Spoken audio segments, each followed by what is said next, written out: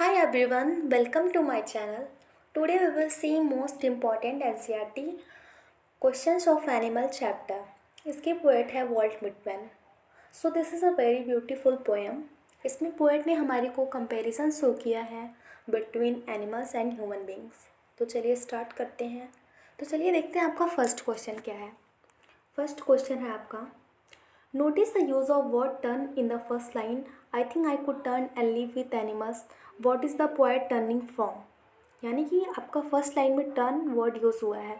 तो पोएट कहना चाह रहे हैं कि जो वॉल्ट विटमैन है वो कहाँ से टर्न होकर कहाँ जाना चाहते हैं. तो चलिए आंसर देखते हैं. आंसर है the poet is turning away from human beings to live animals because he thinks animals have calm self content non complaining nature. मतलब कि वो कहना चाह रहे हैं कि पोएट ह्यूमन बींग से टर्न होकर एनिमल के साथ रहना चाहते हैं. क्यों? क्योंकि उनका कहना है कि एनिमल्स बहुत ही काम होते हैं और सेल्फ कंटेन यानी कि सेल्फ डिपेंड खुद पर डिपेंड होते हैं एंड नॉन कंप्लेनिंग नेचर के होते हैं. किसी भी चीज़ को के लिए कंप्लेन नहीं करते हैं. On the contrary he feels human are complicated and falls in comparison to animal. जबकि वो कहते हैं कि अगर हम ह्यूमंस को देखें वो बहुत ही कॉम्प्लिकेटेड और गलत होते हैं in the comparison of animal. Next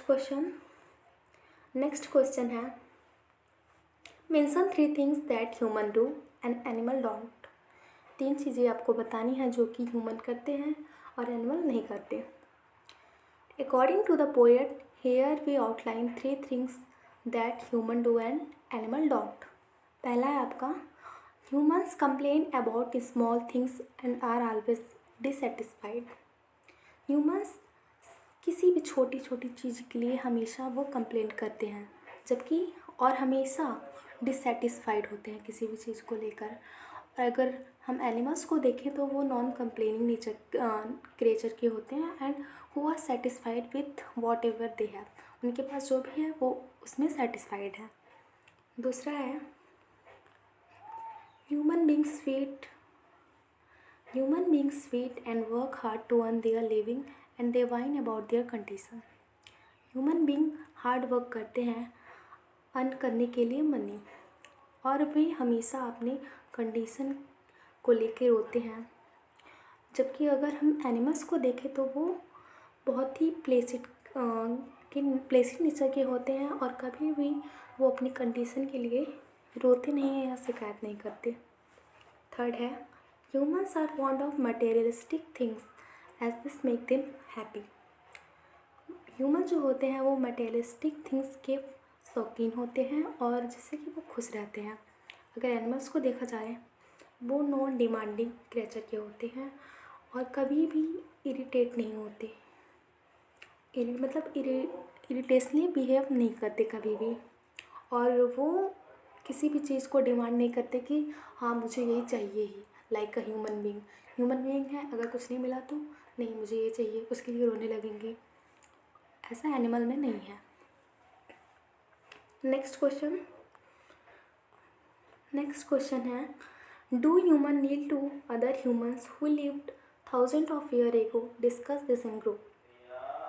yes, हाँ, human need to other human who lived thousand of year ago. हाँ, जो ह्यूमन है वो अदर ह्यूमन को नीड करते हैं जो कि thousand of year ago due to cultural tradition और religious believe they fold their hand in humility and worship their ancestor. वे अपने पूर्वज की पूजा करते हैं एंड उनके सामने घुटना टेक के बैठते हैं, उनकी प्रार्थना करते हैं एंड सो रिस्पेक्ट, उनको रिस्पेक्ट देते हैं. तो डीलिंग मतलब घुटना टेकना in the front of their portraits. लेकिन एनिमल्स में ऐसा कुछ नहीं होता. नेक्स्ट क्वेश्चन है, what are the tokens that poet says he may have dropped long ago and which the animals have kept.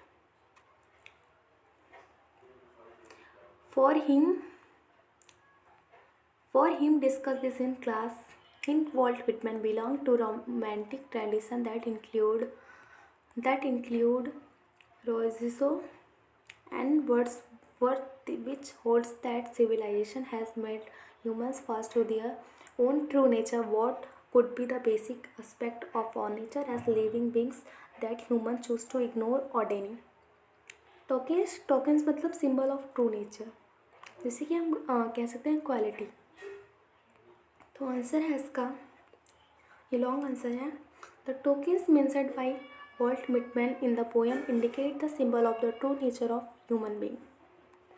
He intended to convey that as civilization flourished, humans lost their natural instincts and moved away from the tokens of virtue such as contentment, honesty, and innocence.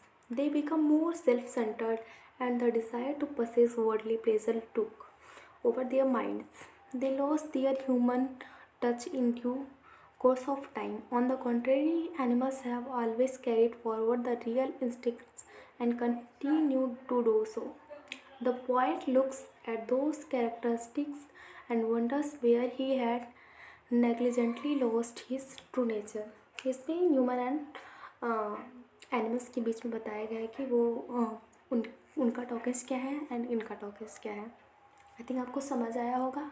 अगर video अच्छी लगी तो like कीजिए, subscribe कीजिए। Thank you.